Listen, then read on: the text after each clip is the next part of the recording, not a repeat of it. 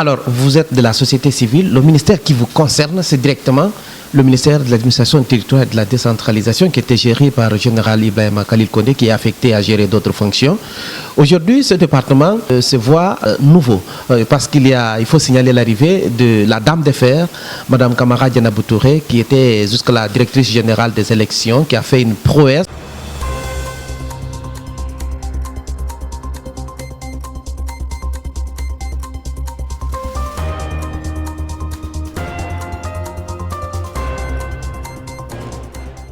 Comprendre l'actualité dans toute sa dimension à travers des analyses responsables, à travers bien entendu des suggestions, des recommandations des acteurs. Pour ce numéro, nous recevons comme invité M. Mamadou Saliou Barry. Il est le coordinateur national de la Maison des associations et ONG de Guinée. Ensemble, nous allons parler de plusieurs sujets sur la table. Monsieur Barry, merci de nous préférer vos premiers mots à nos téléspectateurs. Merci beaucoup, monsieur. Merci pour cette belle opportunité.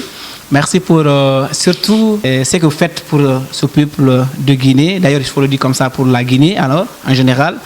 Et votre média est aujourd'hui positionné comme un média qui accompagne les initiatives citoyennes. Moi, c'est ce que j'ai beaucoup aimé dans votre média, c'est que vous êtes toujours là pour les nouvelles créations et avec les nouvelles initiatives des personnes qui n'ont pas trop de moyens, mais vous les accompagnez petit à petit. Je pense que c'est ça le rôle aussi des médias. Il est extrêmement important d'encourager cela et c'est pourquoi d'ailleurs je m'en vais à faire cette, en tout cas, appréciation de votre média et surtout vous encourager dans ce sens et vous féliciter pour tout ce que vous faites pour les organisations de la société civile en République de Guinée. Grand merci pour les compliments. Alors, dans l'actualité, nous avons un nouveau gouvernement. Quelles sont vos attentes, vos recommandations pour qu'il y ait une très bonne gouvernance? Ces attentes, il faut dire tout simplement d'abord, je vais profiter de l'occasion pour féliciter le président de la République. Et je le félicite parce qu'il a vraiment fait une prouesse, il a fait quelque chose vraiment inimaginable parce qu'aujourd'hui, beaucoup s'attendaient à l'échec de cette transition, mais il réussit petit à petit à ramener le pays dans l'ordre constitutionnel. Ouais. Et après la mise en place de l'Assemblée nationale désormais, et aujourd'hui, il procède à un remaniement ministériel qui permet aux nouveaux députés de s'adapter aux nouveaux ministres pour pouvoir développer des politiques publiques qui pourront être utiles et productives pour notre pays. Alors, vous êtes de la société civile. Le ministère qui vous concerne, c'est directement le ministère de l'administration territoriale et de la décentralisation qui était géré par le général Ibrahima Khalil Condé, qui est affecté à gérer d'autres fonctions. Aujourd'hui, ce département se voit nouveau parce il faut signaler l'arrivée de la dame de fer, Mme Kamara Dianabou Touré, qui était jusqu'à la directrice générale des élections, qui a fait une prouesse pour la Guinée, pour toutes les Guinéennes et pour tous les Guinéens. Aujourd'hui, quelles sont vos attentes? Je vais profiter de l'occasion pour la féliciter en tant que dame de fer, parce que moi je le qualifie comme ça. Et quand tu regardes un peu son parcours, à l'époque elle était à la CENI. Après moi j'ai collaboré avec elle à partir du moment où elle est venue devenir directrice nationale de politique. Oui, des affaires politiques. Des affaires politiques. OMATD, oui. OMATD, c'est là-bas que j'ai commencé à collaborer étroitement avec elle.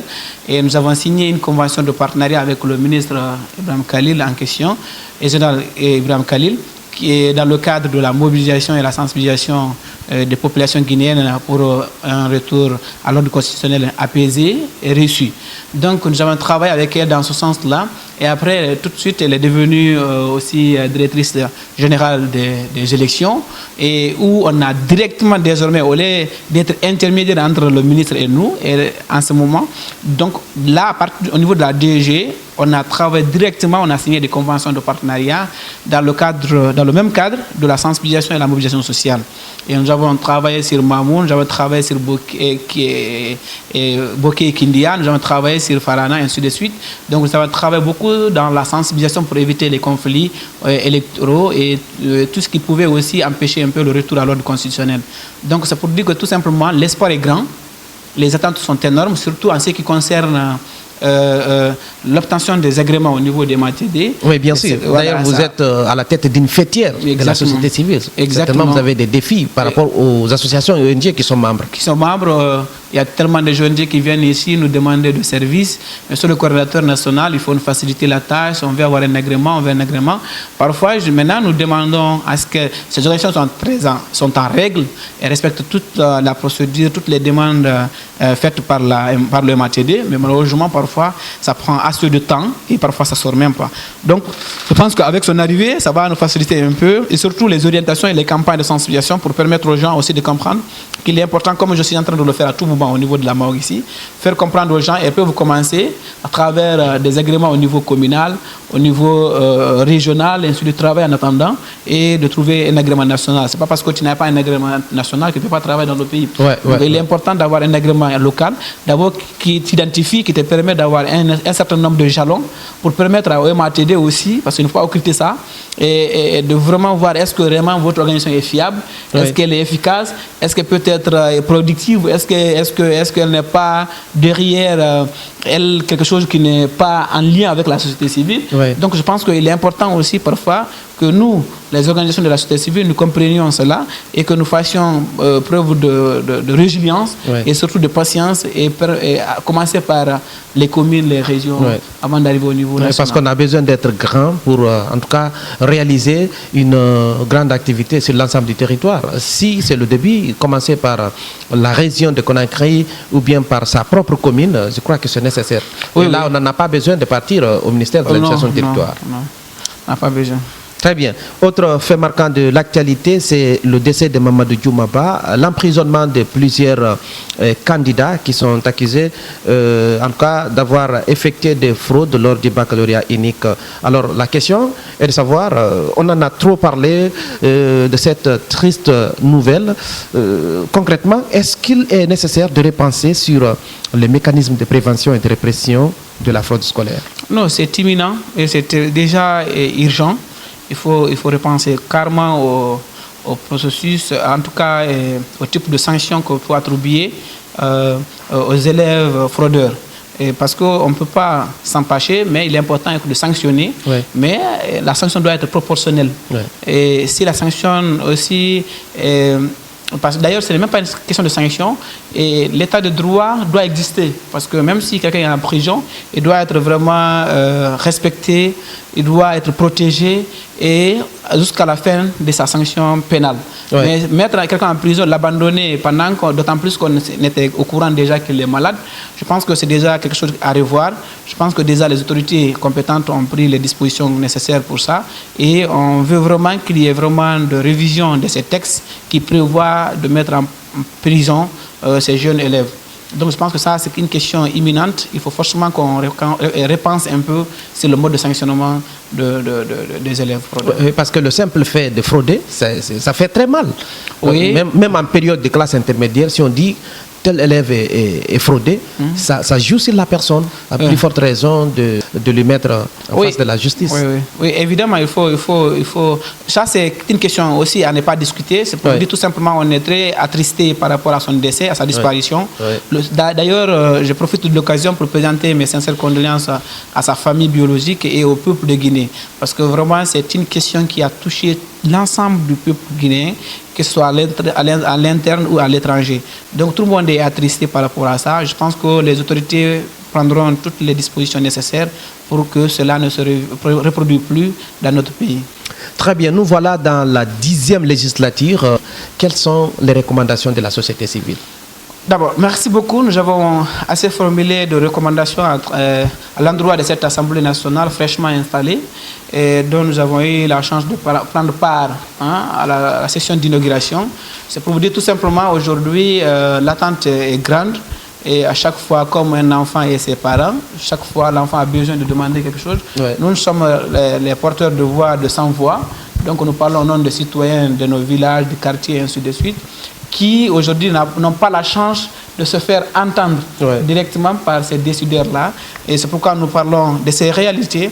Et c'est quoi cette réalité? L'attente principale, c'est d'avoir des politiques publiques, c'est d'avoir des lois adaptées à notre réalité. C'est-à-dire que voter des lois qui tiennent compte de nos diversités, de notre aspiration et toute la situation sociopolitique de notre pays. Ouais. Ça, c'est la première attente. La deuxième attente, c'est de vraiment jouer le rôle du contrôle citoyen. Ouais. Et souvent, quand on est promu dans ces différentes fonctions, souvent les gens font de l'amalgame, d'autres cherchent d'abord à se positionner. Ouais. Ah, mon mandat, c'est 5 ans, peut-être est-ce que je vais réaliser, est-ce que je vais préparer ma carrière politique, voici par là. Ils rentrent dans des calculs politiques. Au lieu de servir le peuple, ils essaient d'abord de se penser à leur carrière et positionner. C'est que ce qui fait qu'aujourd'hui, il y a tellement de problèmes dans nos différentes institutions. Chacun pense à comment se construire. Il faut se construire, il faut travailler sur ton image, faire ceci, cela, de faire de telle sorte que les gens, on a même oublié la vocation qui l'objectif principal, qui est de contribuer au développement de notre pays. Donc je pense qu'il est très important que ces députés-là essayent de ramener cela, participer au contrôle à l'action gouvernementale, vraiment pour permettre à ces dirigeants, nos ministres et nos directeurs nationaux, d'exécuter les politiques publiques qui sont prévues pour nos populations. Alors, autre fait marquant de l'actualité, c'est la croissance économique de la Guinée, une croissance reconnue par les institutions internationales telles que la Banque mondiale, sauf que le panier de la ménagère n'est pas positivement impacté. Quelles sont vos suggestions? Oui, d'abord, merci à la Guinée. Je félicite le président de la République pour ce succès parce que j'ai vu ça moi aussi comme ça sur les réseaux sociaux, les annonces ont été faites.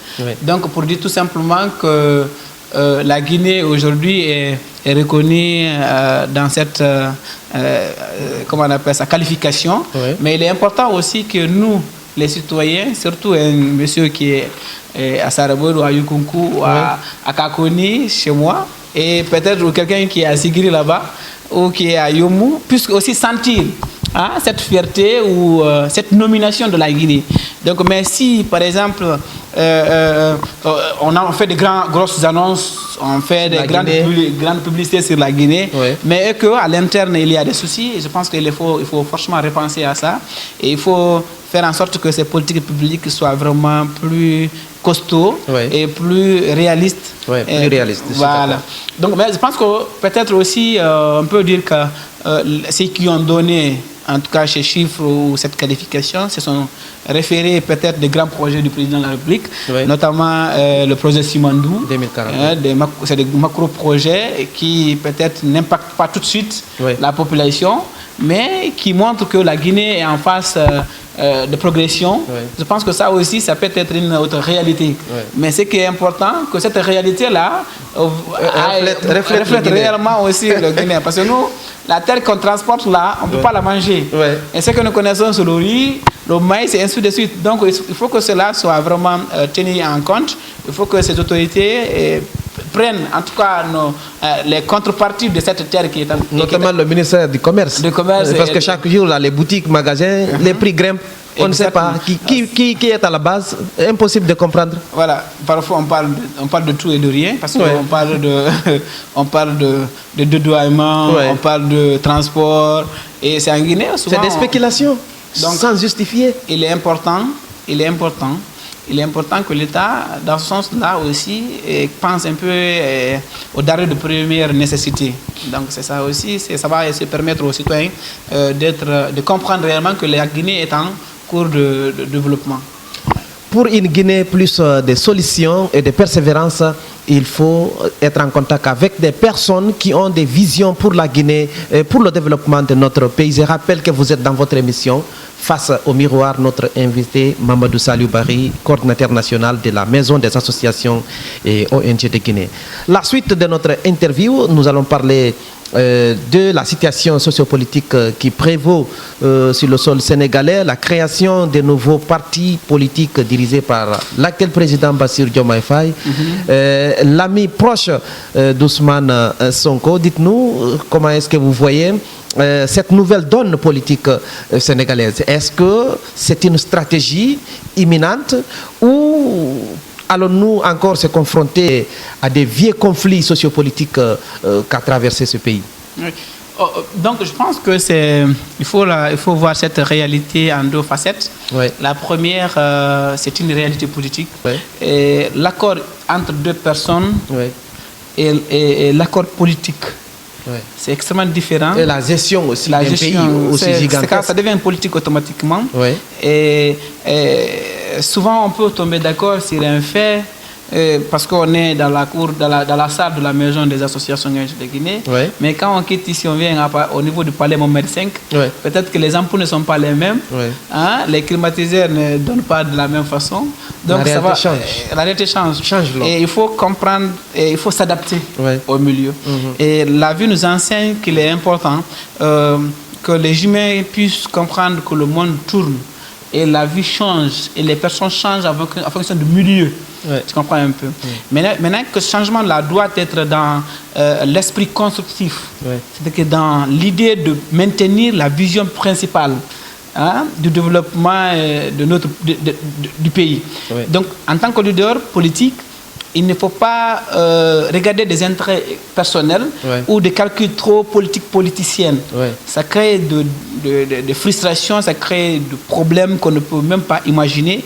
Donc à ce niveau, je pense que Diomaye a créé son parti politique parce que peut-être il a protéger les institutions sénégalaises, selon lui. Selon lui, c'est une question de protéger. Nous, on fait une analyse entre les deux camps.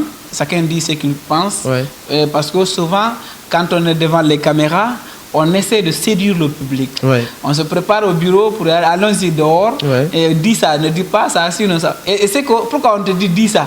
Pourquoi ne dis pas ce que tu sais? Ouais.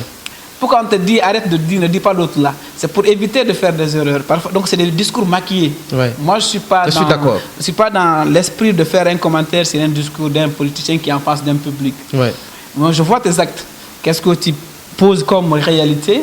Je te juge en fonction de ça. Tu comprends un peu? Quand nous constatons un peu, si nous regardons un peu dans leur petit passé de 2 ans, nous pouvons comprendre qu'il y a eu un souci entre lui et son collègue Sonko, qui n'arrive pas à digérer, selon moi, ma compréhension, le fait que Diomaye soit son président. Moi, là où le truc qui m'a beaucoup marqué dans leur discussion récente, c'est lorsqu'il a dit à l'Assemblée nationale qu'est-ce qui est arrivé à notre jeune frère. Jeune frère et président. Tu comprends un peu? Moi, ça m'a tiqué gravement parce que je me suis dit avant tout, même si c'est son petit-fils, quand il est président de la République, il est d'abord avant tout ton président. Il est ton président, il est le père de la nation. Donc c'est ton père. Donc cela prouve à suffisance qu'il n'a pas donné totalement la jouissance qu'il n'accorde pas l'intérêt supérieur de la nation à la gestion en tout cas de Diomaye.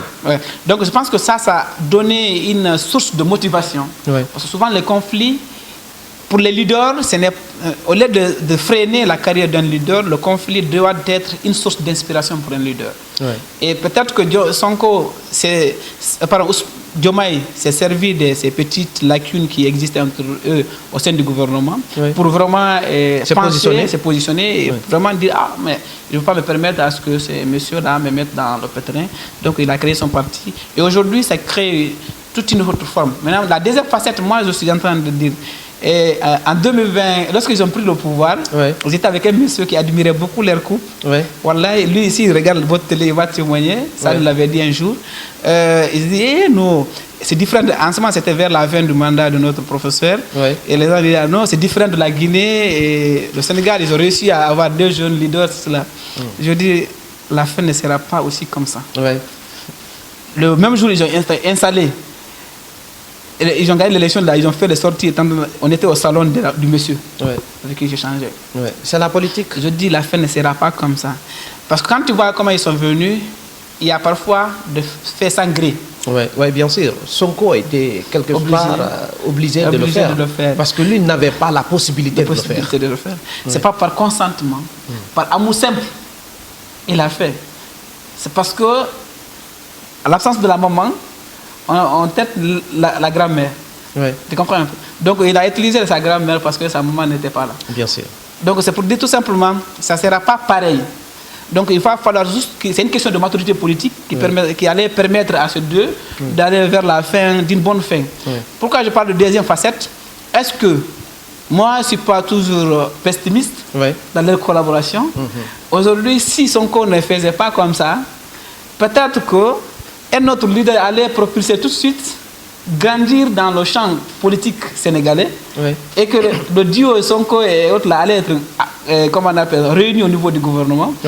À la veille des élections de 2029, Sonko ne pouvait pas quitter carrément, créer un autre parti ou bien l'autre là, on n'allait pas créer la division entre eux. Ils pouvaient être sanctionnés au même titre. Et là, si, par exemple, un pacte peut exister entre les deux, moi je dis n'importe quoi. Hein. En tout cas, la majorité de l'opposition, c'est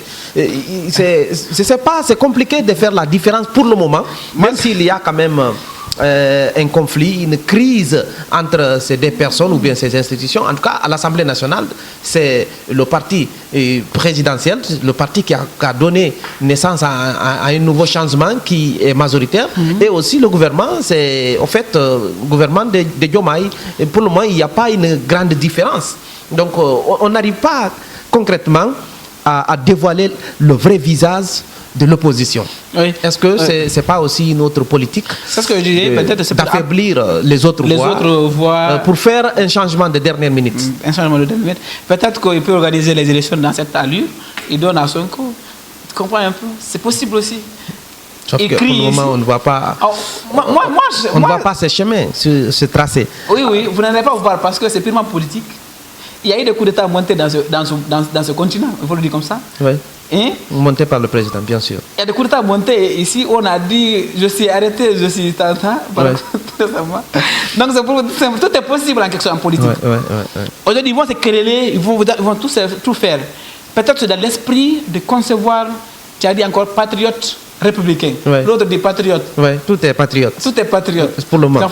Donc c'est une manière de dire que c'est. Elle va là-bas. Moi, je reste ici. Moi, je reste ici. Personne ne doit se lever le doigt là-bas. C'est toi. Après moi, c'est toi. Ou bien même si c'est moi qui va rester pour m'aider, mandat, après toi, tu vas venir après. Mais reste là-bas pour ne pas quelqu'un qui vienne nous emmerder ici. Toi, tu prends l'Assemblée, tu fais comme tu veux. Sauf que si les lois de l'exécutif ne passent pas, au gré du pouvoir en place, la dissolution de l'Assemblée n'est pas quand même exclue. Oui. C'est qui va nous certifier. C'est pourquoi je dis deux facettes. C'est ce qui nous prouvera réellement que le divorce est total. Mais pour le moment, moi, c'est toujours optimiste. Pour le moment, on est confus.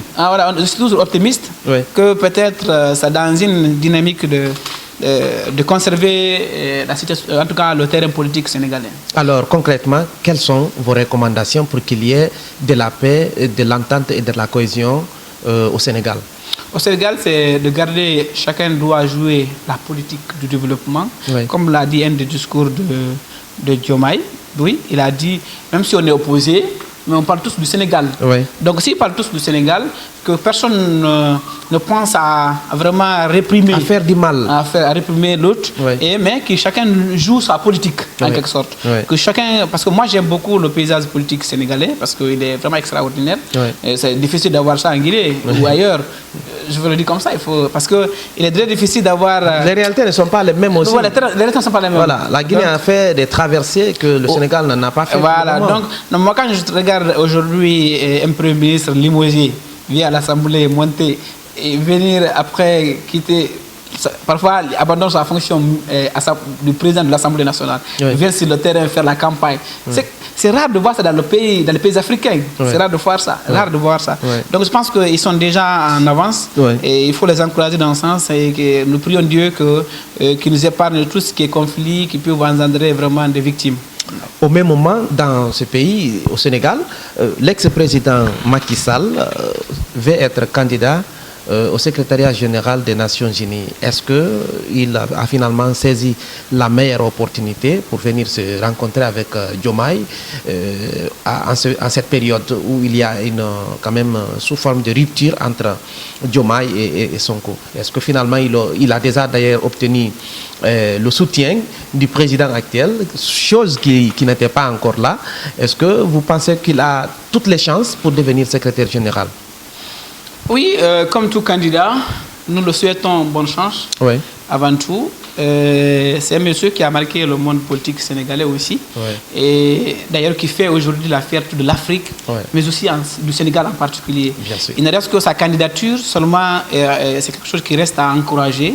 Et nous sommes très fiers de cette prouesse, et en tout cas de ce leadership qu'il est en train de mener à travers le monde. En ce qui concerne sa victoire, ça dépendra en tout cas de la majorité qui va obtenir. Je ne peux pas prédire ça pour le moment. Mais ce qui est plus important, il a un grand soutien aujourd'hui qui est reconnu à travers le monde et il fait une bonne communication et qui fait qu'il est un candidat favori quand même. Alors, mesdames et messieurs, je rappelle que c'est M. Mamadou Saliou Barry qui est notre invité dans l'émission Face au Miroir. Nous nous tendons vers la fin de cet entretien. Est-ce que vous avez un dernier mot à l'ensemble du peuple guinéen? Au cours de cette émission, j'allais dire tout simplement merci au peuple de Guinée. Et merci pourquoi? Parce que merci pour cette maturité. Surtout, je répète toujours le mot. Et le peuple de Guinée a montré une fois encore qu'elle est vraiment unie, qu'elle est solidaire et qu'elle est vraiment mature. Hein? Et beaucoup s'attendaient à beaucoup de choses dans ce pays depuis 2021. Et alhamdoulilah Rabbil Alamin, aujourd'hui nous sommes vers la fin de la transition et il n'y a pas eu de dégâts majeurs, qu'on peut dire comme ça, et des crises ethniques n'ont pas été constatées. Il n'y a pas eu des affrontements qu'on peut vraiment... Comme par le passé, oui. Comme par le passé. Et actuellement, le pays a moins de manifestations, comme vous le constatez un peu dans les rues. Et c'est une maturité du peuple guinéen. On a accepté la mutation que Dieu nous a offerte. Donc vraiment, nous félicitons aussi surtout les acteurs sociopolitiques du pays qui n'ont pas accepté de mettre la Guinée dans un gouffre et qui ont accepté de défendre l'intérêt supérieur de la nation. Et comme nous, en tant que société civile, c'est ce que nous disons dans toutes les rencontres, nous demandons qu'il y ait la paix, la quiétude sociale, parce que tout tourne autour de la table. Même s'il y a une guerre civile, on ne sait pas. Après la guerre, il faut forcément se retrouver autour de la table et discuter sur le problème qui nous a, en tout cas, qui a engendré cette guerre. Donc le plus important, c'est de discuter et faire prévenir cette guerre-là et trouver des solutions atténuantes et des solutions qui vont contribuer à la consolidation de la paix et au développement de notre pays. Excellente suite de programme où que vous soyez à travers le monde. Merci beaucoup, c'est à moi de vous remercier. Merci. Merci. Merci.